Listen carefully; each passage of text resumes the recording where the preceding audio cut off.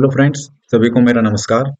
मेरा नाम राहुल कुमार है और मैं आज की है जो वीडियो बना रहा हूँ वो ईपीएफओ एसएससी स्किल टेस्ट के बारे में बना रहा हूँ। स्किल टेस्ट का मतलब होता है ईपीएफओ का टाइपिंग टेस्ट। आप सभी जानते हैं कि हाल ही में इसका रिटन रिजल्ट आ गया है और जो बच्चे रिटन रिजल्ट में क्वालिफाई हुए हैं उनके लिए क्या है, अभी टाइपिंग टेस्ट की डेट भी आ चुकी है।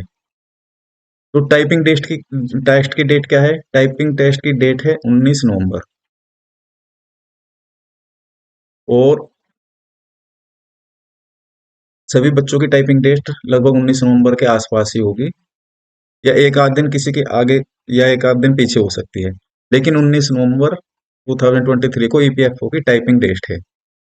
इसमें बात करते हैं कि टाइपिंग स्पीड कितनी मांगी है। तो इसकी रिक्वायर्ड टाइपिंग स्पीड जो है वो है 35 वर्ड पर मिनट इन हिंदी, और 35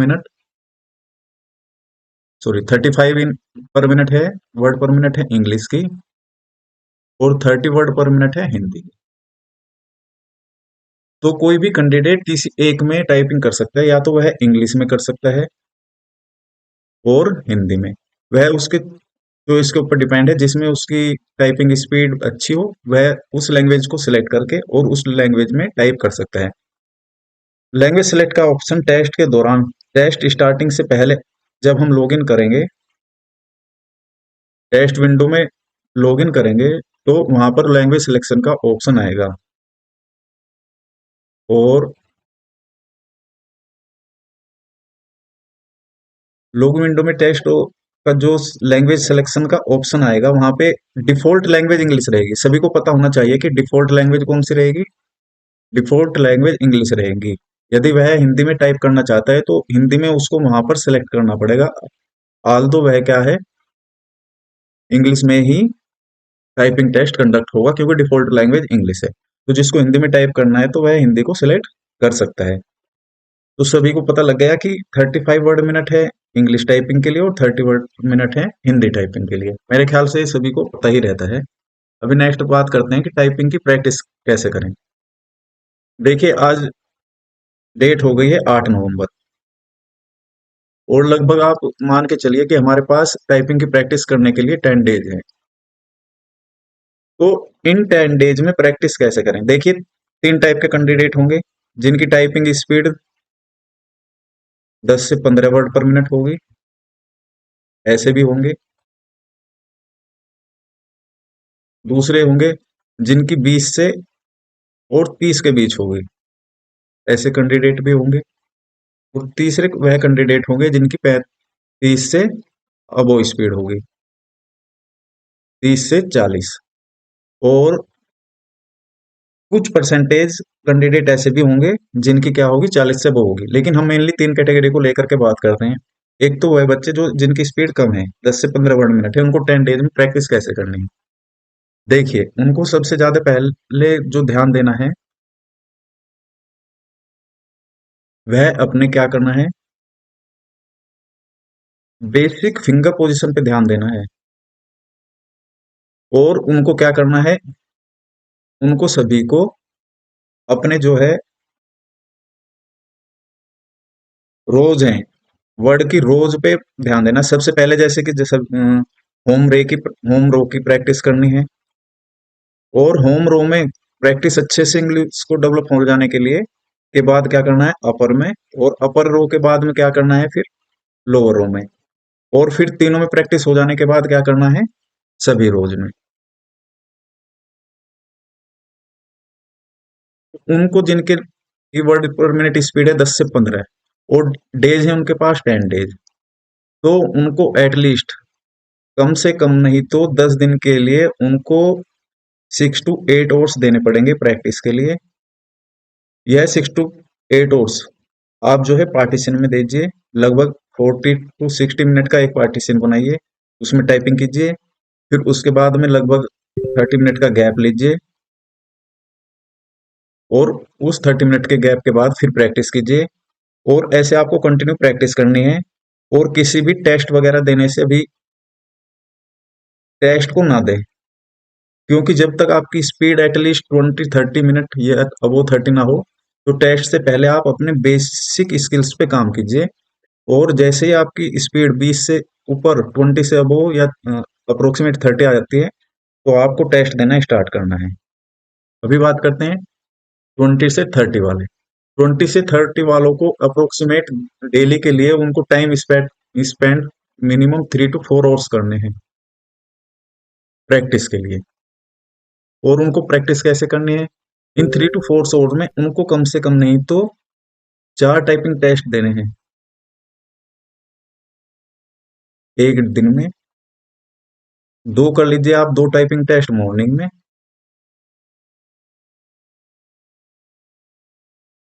और 2 कर लीजिए आप मिनिमम 2 इवनिंग में। और टेस्ट जो हैं, जो टाइपिंग मॉक टेस्ट हैं, मॉक टेस्ट कह लीजिए, टाइपिंग मॉक टेस्ट, वो 10-10 मिनट के होते हैं। सेम एग्जाम फॉर्मेट में टेस्ट देने हैं, और वो 10-10 मिनट के मिनिमम पर डे 4 करने हैं। और उसके अलावा भी अदर पैराग्राफ्स की टाइपिंग, किसी भी कोई भी न्यूज़पेपर का पैराग्राफ से लेके कोई भी बुक लेकर के उसकी टाइपिंग की प्रैक्टिस करना, कम से कम मिनिमम 3 to 4 आवर्स आपको प्रैक्टिस करना है, ताकि आपको जो है स्पीड एग्जाम में कॉन्फिडेंस आ सके। नेक्स्ट बात करते हैं जिनकी 30 एंड अबो है। देखिए, उनको सबसे ज्यादा कंडक्ट कराने हैं टेस्ट, और उनको टेस्ट कंडक्ट करने के लिए डेली कम से कम नहीं तो 6 to 8 टेस्ट डेली करने हैं, 10-10 मिनट्स के ड्यू। क्योंकि टेस्ट हमारा 10 मिनट्स का आएगा, तो आपको 10 मिनट्स के कम से कम 6 to 8 टेस्ट डेली करने हैं, अप टू कब तक? अप टू एग्जाम तक, ताकि आपकी स्पीड अच्छे से कवर हो सके। नेक्स्ट बात करते हैं। देखिए, एग्जाम से पहले हम कुछ इंपॉर्टेंट टिप्स की बात करते हैं कि जो हमें एग्जाम से पहले ध्यान रखनी है। सबसे पहले तो पेशेंस। देखिए, किसी भी काम के लिए पेशेंस होना, टाइपिंग के हो या कोई भी एग्जाम हो, आपको पेशेंस बहुत जरूरी है। आप सोचो कि आपकी 1 घंटे में स्पीड हमारी 15 वर्ड पर मिनट से बढ़ करके 35 पर मिनट हो जाए, तो वो तो पॉसिबल नहीं है। लेकिन आप कंटिन्यूअसली अगर आप 10 दिन मन लगा करके मेहनत करते हो, तो यह पॉसिबल है।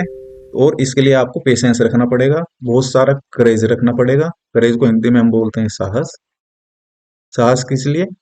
ताकि आप कंटिन्यूअसली मेहनत कर सको। अपने आप को आपको बूस्ट करना पड़ेगा कि हाँ, मैं कर सकता हूँ। आपको अपने आप को समझाना पड़ेगा, I can do, I will do. दूसरी बात करते हैं हम कॉन्फिडेंस। देखिए, सबसे ज्यादा किसी भी टेस्ट के दौरान जो इम्पोर्टेंट फैक्टर होता है कॉन्फिडेंस। आपकी जो भी स्पीड है, 30, 30 हो, 40 हो, या 25 हो, या 35 हो, आपको कॉन्फिडेंटली एग्जाम हॉल में जाना पड़ेगा। आपको अपने पे बिलीव करना पड़ेगा। आप तभी क्या कर सकते हैं, टेस्ट को अच्छे से कंडक्ट कर सकते हैं। आल्दो वहां पर जाने के बाद अगर आप में कॉन्फिडेंस नहीं होगा, पेशेंस नहीं होगा, तो आपके हाथ जो है हैंड सीवर करेंगे, क्योंकि आप में कॉन्फिडेंस की कमी है। स्पीड 30 रहने तो कोई प्रॉब्लम नहीं, लेकिन अगर आप में कॉन्फिडेंस है तो आप एग्जाम के दौरान में, हो सकता है पैराग्राफ इस टाइप का है कि आप उसमें 35 की स्पीड निकाल लो। तो इसके लिए आपको खुद पे कॉन्फिडेंस होना और पेशेंस रखना बहुत जरूरी है। नेक्स्ट बात करते हैं प्रैक्टिस। प्रैक्टिस तो सबको करनी है। प्रैक्टिस का तरीका कुछ मैंने शॉर्ट ड्यूरेशन में ऊपर बताया है। तीसरी, मेंटली टफनेस। देखिए, टाइपिंग क्या है? टाइपिंग हॉल का जो माहौल रहता है, जो एम्बियंस रहता है, वो बिल्कुल ही अलग रहता है। और उस एम्बियंस को फेस करने के लिए आपको मेंटली टफनेस होना पड़ेगा। और मेंटली टफनेस का मतलब ये है कि आप जब अपने काम को कर रहे हो, तो आप बिल्कुल एकाग्र होकर के काम को करो। और आपके साइड में कोई टाइपिंग कर रहा है, कोई आवाज आ रही है, टाइपिंग साउंड आ रहा है, आपको उससे कोई मतलब नहीं है। आपको अपने दिमाग को इतना टफ बनाना है, आपको अपने मेंटली इतना स्ट्रोंग बनना है कि आप अपने काम पर फोकस कर सको, और आप जो है अपने एग्जाम को अच्छे से दे सको। ऑन एग्जाम डे आपको क्या करना है? देखिए, ऑन एग्जाम डे क्या करना है आपको? सबसे पहले आपको घर से निकलने से पहले एटलीस्ट अपने हल्के से हाथों को, उंगलियों को वार्म कर लेना है। अप्रोक्सीमेट 5 to 10 मिनट के आपको बिल्कुल काम माइंड से और कोई ज़रूरी नहीं, नोट रिक्वायर्ड फास्ट। ओनली आपको क्या करना है, ओनली आपको वार्म अप के हिसाब से आपको टाइपिंग करके जाना है, ताकि आपकी उंगलियों को थोड़ा रिदम में मिल जाए और आप एग्जाम में आपका हैंड परफॉर्म कर सके। तो मैंने कुछ थोड़ी सी जानकारी दी है। इसी प्रकार की और अच्छी टिप्स या इसी प्रकार से टाइपिंग से रिलेटेड और अच्छी टिप्स जानने के लिए आप प्लीज कमेंट बॉक्स में जरूर लिखें, और कमेंट बॉक्स में बताएं कि आपको यह वीडियो कैसा लगा। और भी कोई आपको डाउट है किससे रिलेटेड, टाइपिंग से रिलेटेड, तो भी आप जो है कमेंट बॉक्स में पूछ सकते हैं। मैं नेक्स्ट वीडियो में पक्का आपके सारे डाउट क्लियर करूंगा। और नेक्स्ट थिंग कि आप इस चैनल को प्लीज सब्सक्राइब जरूर कर लें, और ताकि आपको ऐसी किसी भी एग्जाम के बारे में या स्किल एग्जाम टाइपिंग के बारे में आपको इम्पोर्टेंट इंफॉर्मेशन प्रोवाइड हो सके टाइमली। और भी कोई आपका सजेशन है तो आप कमेंट बॉक्स में लिखना। चलिए आज की क्लास को यहीं पे खत्म करते हैं। Thank you very much. नमस्कार।